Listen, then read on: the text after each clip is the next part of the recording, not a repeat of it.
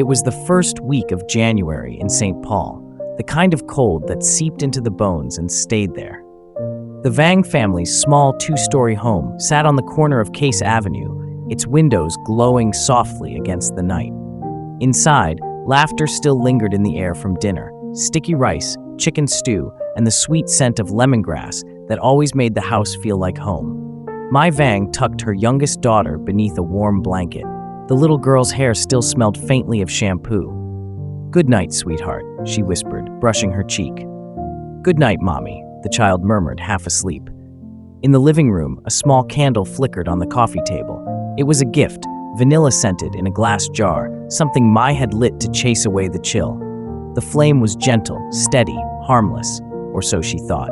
Upstairs, the children had drifted to sleep, giggles fading into soft breaths. The father, too, had fallen asleep on the couch, exhausted from another long shift. It had been a hard few months, but somehow they were still together, still smiling.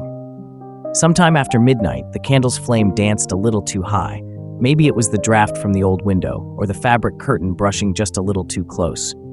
In an instant, the room filled with smoke, quiet at first, then thick, black, angry. By the time Tu woke up, the fire had already begun its cruel work. He shouted, coughing, stumbling through the hallway. The smoke alarm screamed, but the sound was swallowed by chaos, by the crackle of flames, by the cries of his children. Mai ran up the stairs, barefoot, heart pounding like thunder.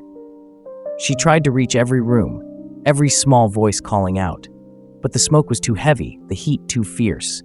Neighbors later said they could hear her screaming names, the kind of screams that never leave you. When firefighters arrived, the night sky was painted orange and ash. They worked for hours, pulling bodies, saving who they could, carrying out what they couldn't. By dawn, the snow outside was melted to slush, darkened by soot. The Vang home stood in silence, the windows blown out, the candle gone, only a black mark on the floor where it once sat. 4 children didn't make it. At Regent's Hospital, Mai lay wrapped in bandages, her face pale and burned. When she woke, she asked for her children before she even asked for herself. Tu couldn't answer. He just held her hand and wept. The community came together, candles, flowers, prayers, a GoFundMe that filled with names of strangers who couldn't stop crying when they read the news. Pastors spoke, elders prayed in Hmong and English. Mothers hugged their children a little tighter that night. No one knew what to say to Mai and Tu.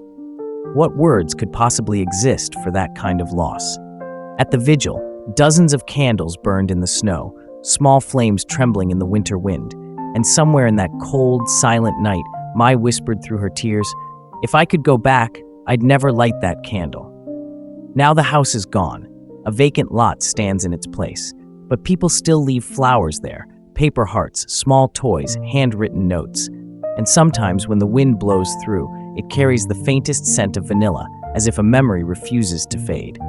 Not every tragedy makes the news. Not every heartbreak can be measured. But for the Vang family, and for everyone who stood in the cold that night, the fire was more than a headline. It was a reminder that love, once lost, leaves a silence louder than any siren.